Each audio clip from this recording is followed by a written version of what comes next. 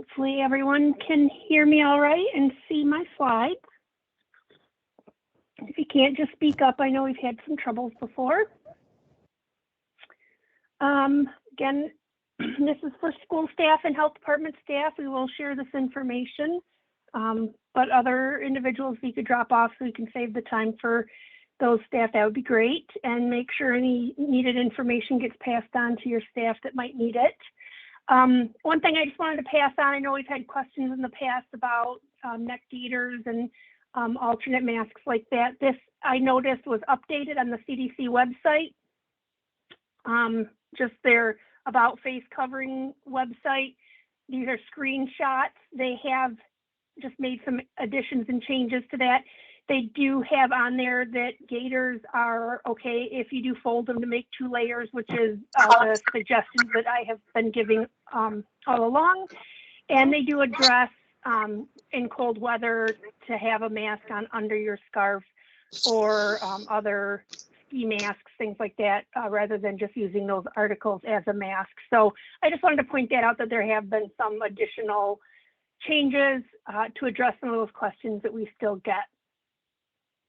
I also wanted to say I'm going to send this out or post it on our websites or both after this talk. I know we've had some delays with getting things out to you just because our staff is so incredibly busy with vaccination efforts, but this will get out to you. And if you need it sooner, just let me know.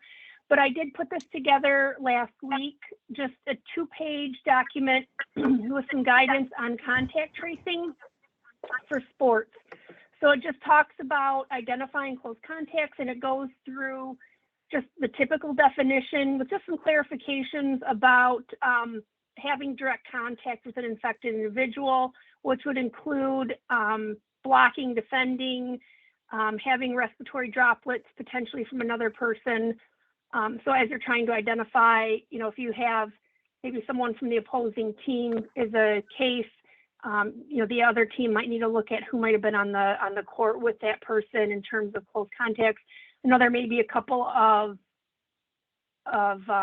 schools that I had talked to early on that I said, don't worry too much about the opposing team, but I've tried to be a little more specific with it here. So if you have, again, someone who's guarding someone who's infected, really closely and having a lot of physical contact, or if maybe someone's not wearing their mask quite as well, and there could be a lot of respiratory droplet spread, you'll want to take that into consideration.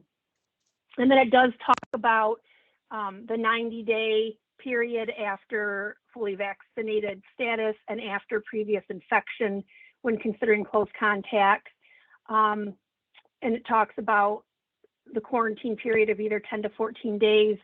And I did put a calendar on here to go over how to count those days, because it starts the day after you've been exposed. So I know that is often a question, and sometimes we get parents that are confused about that. So I did put an illustration in there to help with that. So we will get that out to you to help with those contact tracing situations. The other thing I put together was just kind of like a frequently asked questions type format for travel, because it's looking less and less likely like we'll get anything from the state. And if we do, it'll mainly be this type of information, nothing more than what's on the CDC website. So it just addresses, should I travel? What if I have to travel? How do I find out what the restrictions are, where I'm going? What do I have to do? What's recommended to do? And then I put in here, this is from a website on the CDC, but I put it in a little different format. It had it kind of listed in a long version, which is a little harder to read, I thought. This just lists different activities, what is probably safest to the least safe. So if you have people trying to decide, if they should quarantine or if they should do certain things, they can kind of see if their activities are more towards the safest or more towards the least safe. So again, quarantine is not required, it's recommended. It is recommended you get tested after travel. we don't really have an official recommendation as to what you should do policy-wise. I think you need to think about the challenge of knowing, who did travel, where did they travel, going through risk determination. So I know there's a lot of questions about that. I do Dr. Morse, think, yeah. I'm sorry to interrupt you. I'm not seeing anything on my screen, and I'm not the only person. Okay. Do you know if there's something going on? Yep. So I'll try something I'm able to see it. I don't know if others are, but I'm able to see her screen as well. Okay. Yeah, I know this happened last or a couple times ago. Did something last week and it popped right up, but then I see nothing this time, so I'm not sure. I can get back out and try to come back in and see what happens. No, let me try. So now before I was sharing my screen, now I see it. Okay. That worked. Whatever you did, it worked. Yeah, now I'm just sharing my PowerPoint presentation only, not my entire screen. So if anyone cannot see it now, please speak up. But this handout here, I will send along as well with our other materials. And it's something you're welcome to share with staff and students and families. I know we didn't really see a big increase in cases after the holidays or after the new year. But again, you have to maybe look at how your schools did and what you saw in your more immediate area. But hopefully this is of some help to you. I think it might be a little less intimidating than trying to fish through the CDC website, because that gets to be a bit overwhelming. So now this is going to be the tricky part. So right now I'm only sharing, I'm guessing probably now you guys can't see this. So I'm gonna. No, it is showing up on mine. Well, it just went off. I know, because I just switched it. Okay, so I'm sharing, I just switched what I was sharing. So hopefully you guys can see this now. So this is our current data. And just to show that, the previous data, I'm sorry, didn't get carried over. Watch yourself. I'm going to do some toggling here. So last week for the state, the daily cases were 76 and the percent positivity was 3.7. At the time this report was pulled, it was 84 and 3.6%. I'll show you some other data that shows that we're still, for the most part, in a decline in terms of cases and percent positivity statewide. For our specific areas, for Central Michigan District Health Department, our average cases per million have continued to drop. The average for the last 7-day average was 63 per million, down from 98. Percent positivity is down to 2.9% from 5.6%. So we continue to have drops in our cases. And then for the 10 counties of District 10, similar decreases. The percent positivity there is still a little bit higher, but definitely not anything tremendously high. You'll notice that we do have 2 counties that have dipped down into the A category. If you remember back to when you're deciding if students have to be tested in order to come back to school, if we go back up to this old metric, we would consider that lower community spread, and you might not, according to the flow chart with 6 students, you might not necessarily have to require them to be tested to return to school. The recommendation, though, is right now you would still want to require them to be tested, because this is kind of a one-time drop, and we want to make sure it's consistently staying down in the A category or the low category for a couple of weeks, rather than just having it dip down for a few days and then dip back up. So, so I would continue to test 6 students prior to return to school is what I'm getting at. For Mid-Michigan District Health Department, they have continued to drop as well. and their percent positivity is down a little bit too. So everyone's still heading in the right direction. And then I will switch my screen again. Okay. This is from the data and modeling update that was given by the state of Michigan just a couple of days ago. The data is through the 20th of February. So this is just statewide. The case rates have continued to drop, as has the percent positivity, and that's been decreasing for 6 weeks now. The hospitalization rates are continuing to decrease, kind of slowing off though. The number of deaths that we've been seeing continue to drop. So we're still slowly going down still. It's starting to level off, but these are the trends for the state as of the 20th. These are the hospitalization trends. We're getting closer to where our low was. So hopefully we'll get there. Just to share in terms of the variant, we still just have the B117 variant in Michigan. That's the one from the United Kingdom.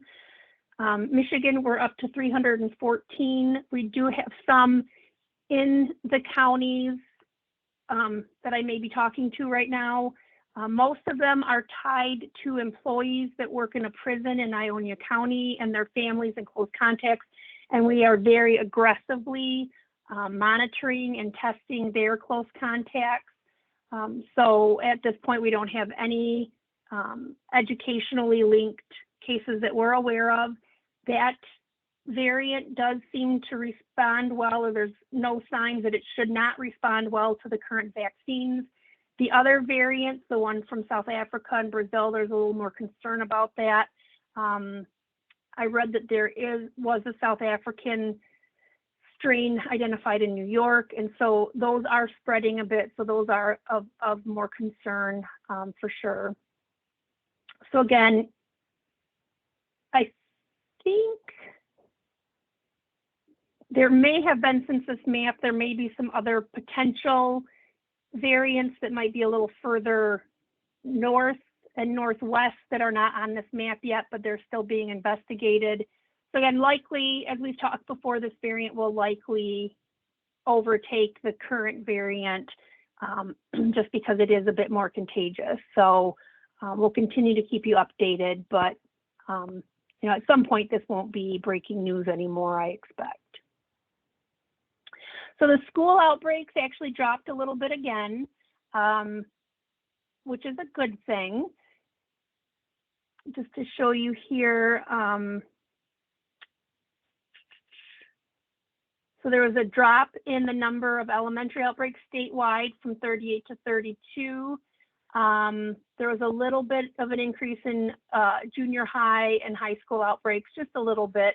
I pulled our numbers. So our ongoing outbreaks have decreased.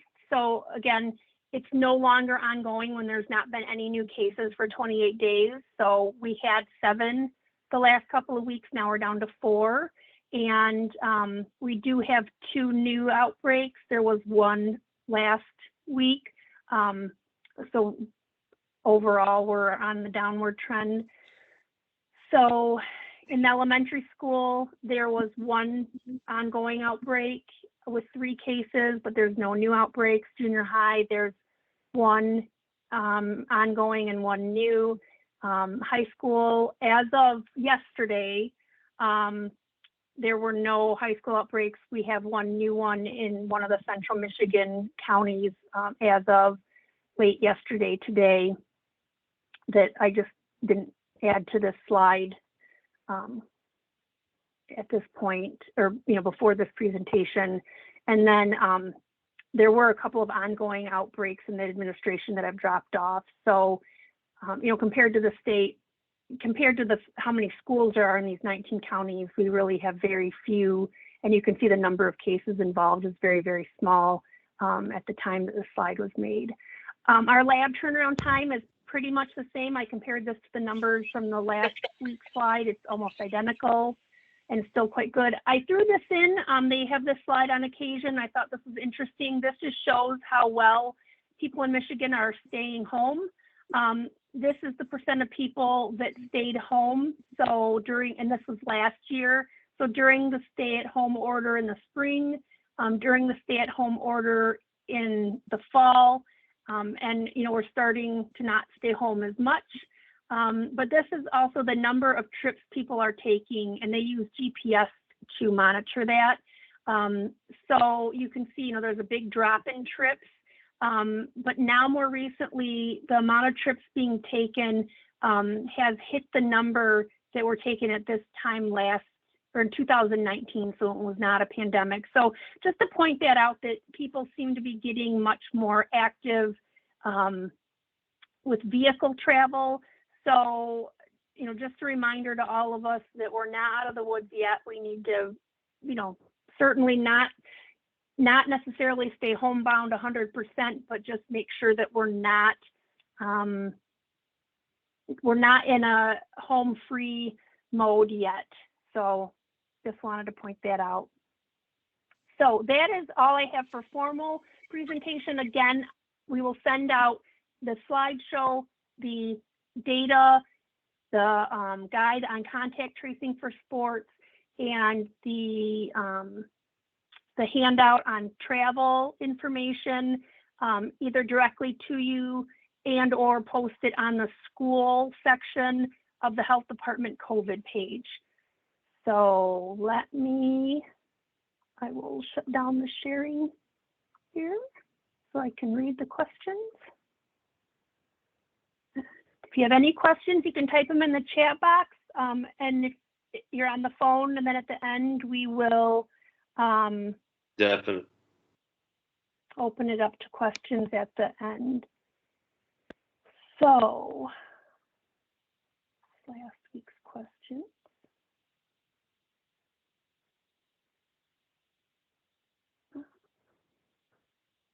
Through all the comments of people saying they couldn't see my screen. The first question is, if someone has had both doses of the vaccine, do they still have to quarantine after international travel? So that is in that handout. I made sure to put that in there. According to the CDC, they say that if you, so again, it's a recommendation that you quarantine after domestic and international travel. It's not a requirement, it's a recommendation. And the CDC recommends that after any travel, even if you're fully vaccinated, you should quarantine, because there are some variants that do not respond as well to the vaccine.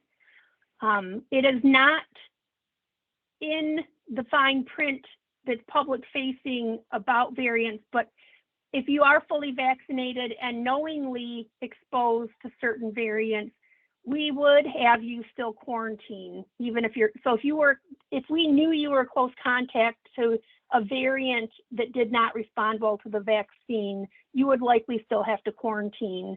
The B117, we know that responds pretty well to the vaccine, so that's why in Michigan at this time, you don't need to quarantine if you're fully vaccinated, because we don't have any of the other variants in Michigan that we know of. However, if you travel, you could come in contact with other variants that may not respond as well. So that's why that guideline is there. Quarantining for vaccinated staff close contacts. So if you have staff that have not traveled, so just your run-of-the-mill staff member that is 2 or more weeks out from their second dose, basically 2 or more weeks out from being fully vaccinated and within 3 months of starting their vaccine series, and they are considered a close contact to someone, they do not need to quarantine. Our student council has a great interest in planning a prom. They would like to hold the event outside underneath a large canopy. What is your prediction of the restrictions and likelihood of this type of event? Well, my first concern is one of the main recommendations and restrictions is keeping 6 feet of distance between everybody at all times. And I know how challenging it would be to have a prom where all of the people that are not from the same household stay 6 feet of distance. So I'm not sure what, I know that there is more and more talk about trying to loosen restrictions. I have no idea what the state has planned, even though I'm on a work group to try to help work on those things. I have absolutely no clue what the plans are. But I guarantee you that until COVID is over, it's going to be a keep 6 feet of distance. So I think that's one thing as they start talking about it is how are you going to keep, so that kind of takes out slow dancing and takes out certain activities. But I really don't know what the long-term plans are for, you know, for event size or things like that. You know, I think it's something that they can start talking about and thinking about the logistics of it. But again, I think the number one issue is going to be keeping 6 feet of distance and being masked at all times. I don't see that going away. That actually was the last question in the chat box. If anyone else has questions and wants to unmute themselves or is on the phone, feel free to do so.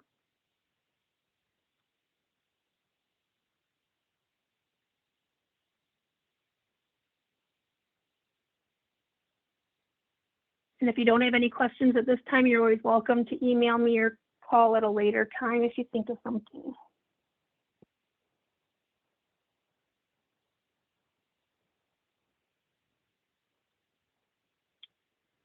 All right. Well, I see a lot of people leaving the meeting, so I think that was just a nice quick meeting. We'll get all those materials. Like I said, I know a couple districts email and post them on the web, and one district posts them on the web. So we'll get those things out. And again, if you need them sooner, let me know. If you have questions or anything, let me know.